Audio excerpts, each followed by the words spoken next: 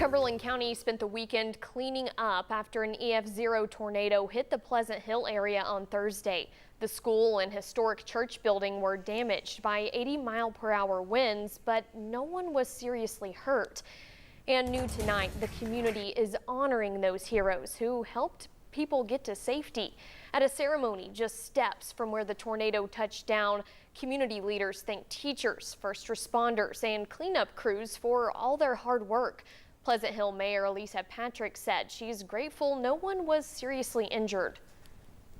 This tornado landed in the middle of a church with a glass side, an assisted living, a school across the street, a nursing home down the street, a memory care, and a wellness center.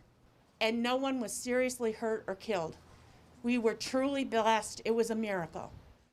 The community house building had the most damage from the tornado, but church leaders say they intend to rebuild it.